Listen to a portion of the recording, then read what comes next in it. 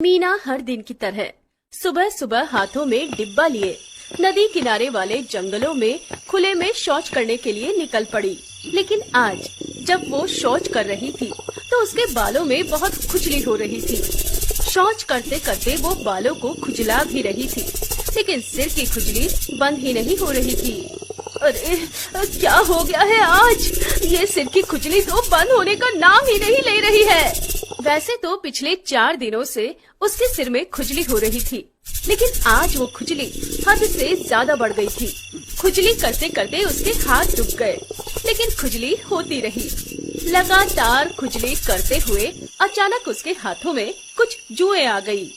ओह अच्छा, तो ये बात है, मेरे सिर में जुएं हो गई है। तभी मैं कहूँ अचानक से इतनी खुजली कैसे शुरू हो गई। आज ही मैं इसका इलाज करती हूँ। शौच से निवृत्त होकर मीना अपने ससुराल पहुंची और घर के पीछे लगे नीम के पेड़ से कुछ पत्तियां तोड़ी और उसे पीसकर जुओं का घरेलू उपचार किया। 1-2 दिन तो सब ठीक रहा, लेकिन उसे एक बार फिर से खुजली शुरू हो गई। अरे ये खुजली तो फिर से शुरू हो गई, ये तो बंद हो गई थी ना। इस बार ये खुजली सिर्फ सिर में ही नहीं थी, कभी वो कमर के पास खुजलाती तो कभी पीठ के पीछे, कभी हाथों को खुजलाती तो कभी पैर को। उसने पत्तों वाला उपाय फिर से किया, लेकिन कोई लाभ नहीं हुआ। उसकी इस खुजली की आदत से अब वो तो परेशान होती ही, साथ ही उसके ससुराल वाले भी चिढ़ जाते। आज भी रसोई में रोटियां बेलते हुए खुजली करते करते वो परेशान हो गई थी। रोटियां बेलते बेलते जब वो खुजली कर रही थी, तभी उसकी सास रसोई में आ गई। अरे बहू, ये तुझे क्या हो गया है? सारा दिन खुजली करती रहती है और फिर उन्हीं हाथों से रोटी बनाती है। अब क्या करूं? खुजली होगी तो करूंगी ना। हाँ, खुजलाने से किसने मना किया है, लेकिन ये क्या सारा दिन खुजली? मीना खुद भी अपनी खुजली की आदत से बहुत परेशान थी, लेकिन वो करती भी क्या। खुजली पर किसी का कंट्रोल तो होता नहीं। एक दिन की बात है, दोपहर का समय था। अपने कमरे में बैठी मीना कंघी को हाथों से पकड़े अपने सिर में खुजली कर रही थी। तभी उसकी ननद उसके कमरे में आई। अरे भाभी, आप यहाँ हैं? मैं तो आपको ढूंढ ढूंढ कर परेशान हो गई। क्या हो गया? कुछ काम था क्या? अरे भाभी, बाहर तो आओ, देखो ना बाहर कौन आया है और आपके लिए क्या लाया है। मीना की ननद उसका हाथ पकड़कर बाहर ले गई। बाहर मीना का पति राकेश खड़ा था। राकेश शहर में नौकरी करता था। उसे देखकर मीना थोड़ा शर्माई। आपने तो कहा था कि छुट्टी नहीं मिल रही है। अरे अगर मैं तुझे पहले बता देता कि मैं आ रहा हूँ, तो फिर ये वाली खुशी तेरे चेहरे पर कहाँ देखने को मिलती। वैसे भी मैंने अब सोच लिया है कि मैं अब यहीं रहूंगा और यहीं अपना काम शुरू करूंगा। अच्छा ये सब छोड़, ये देख मैं तुम्हारे लिए क्या लेकर आया हूँ। ये कहकर उसने एक बड़ा सा डिब्बा मीना की ओर बढ़ाया। इस बार वो शहर से बाकी घर वालों के अलावा मीना के लिए भी बहुत ही सुंदर साड़ी लेकर आया था। 2 दिन बाद उसकी शादी को 1 साल जो पूरे होने वाले थे। मीना ने उस बॉक्स को जैसे ही खोलकर देखा तो उसकी आंखें फटी की फटी रह गई। अरे दैया रे दैया, ये तो बहुत ही खूबसूरत साड़ी है, काफी महंगी भी लग रही है। कितने की है? अरे बाबा, तुझे पसंद आई है ना, फिर क्या महंगा क्या सस्ता, ये हमारी शादी की सालगिरह का गिफ्ट है। रमेश की बातों को सुनकर मीना एक बार फिर से शर्मा गई। उसी रात की बात है, मीना बिस्तर पर थी।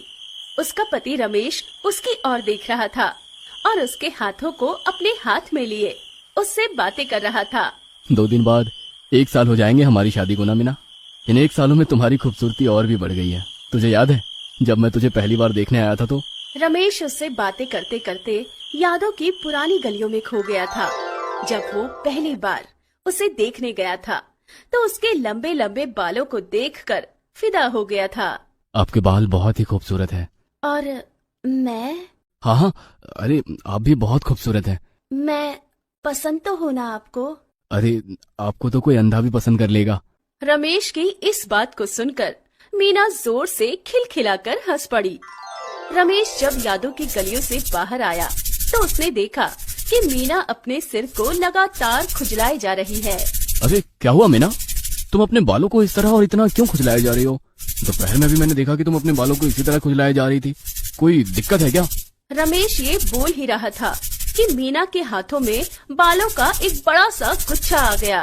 मीना, ये तुम्हारे बालों को क्या हो गया है? ये तो बहुत ही ज्यादा टूट रहे हैं। पता नहीं जी क्या हो गया है। कुछ दिन पहले जुए हो गई थी, वो मैंने नीम के पत्तों का लेप लगाया तो ठीक हो गई, लेकिन फिर से ये खुजली शुरू हो गई। उस दिन के बाद तो मीना के बाल बहुत ही ज्यादा गिरने लगे। उन गिरते बालों को देखकर वो बहुत डर गई। उसे ये डर सताने लगा, हे भगवान, इस तरह से मेरे बाल गिरते रहेंगे तो मैं गंजी हो जाऊंगी। मेरे पति को मेरे ये बाल बहुत पसंद है। अगर मैं गंजी हो गई तो फिर क्या होगा? मीना का डर उस पर हावी हो रहा था। और फिर एक दिन उसका शक सही निकला। एक सुबह जब वो जागी तो उसने देखा कि उसका पति एक नई औरत को ब्याह कर ले आया है। नहीं, ये आपने क्या किया? आपने मुझे धोखा दे दिया। आपने कहा था कि आप मेरा जीवन भर साथ देंगे, लेकिन आप तो दूसरी शादी कर रहा है। मीना ये कहती हुई चिल्ला चिल्ला कर रोई जा रही थी। तभी उसकी आवाज से उसके पति की नींद खुल गई। अरे क्या हो गया मीना, तो इस तरह क्यों रोए जा रही है? और किसने तुझे धोखा दिया? किसने दूसरी शादी कर ली? लगता है तुमने कोई बुरा सपना देखा है। अपने पति की बातों को मीना आंखें फाड़कर सुन रही थी। उसने जो भी देखा था वो सब सपने में देखा था। ये जानकर उसने राहत की सांस ली, लेकिन खुजली से उसे कोई राहत नहीं मिल रही थी। उसके बाल लगातार गिरे जा रहे थे और इस कारण वो दिखने में भी अब बदसूरत होती जा रही थी। और सपने वाली बात भी उसके जहन में लगातार घूम रही थी। एक दिन उसने अपने पति से रोते हुए कहा, सुनिए जी, देखिए ना, मुझे क्या हो गया है। दिन रात मुझे खुजली होती रहती है। मेरे बाल भी लगातार गिरे जा रहे हैं। मैं दिखने में भी अब खराब होती जा रही हूँ। कहीं ऐसा तो नहीं होगा कि मेरे इस गंदे रूप के कारण आप दूसरी शादी कर लेंगे?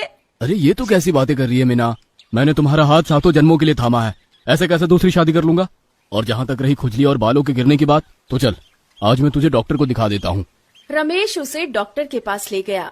डॉक्टर ने उसके सिर और बालों की जांच की और उसके बाद उन्होंने जो कहा उसे सुनकर, गंदगी गंदगी और गंदगी। आपके सिर में गंदगी के कारण जुओं ने न सिर्फ अपना घर बना लिया है, बल्कि वो धीरे धीरे करके आपके दिमाग में भी घुसने की तैयारी कर रहे हैं। और एक बार अगर वो घुस गए तो सब खत्म हो जाएगा। डॉक्टर की बातों को सुनकर रमेश और मीना दोनों चौंक गए। पर डॉक्टर साहब, ये जुए इतने खतरनाक कब से हो गई? ये मामूली जुए नहीं है, ये आदमखोर जुए है और ये शौच पर पाई जाती है। जो कोई भी खुले में शौच करता है, ये जुएं उसके बालों के सहारे या उसके कपड़ों के सहारे शरीर में प्रवेश कर जाती हैं।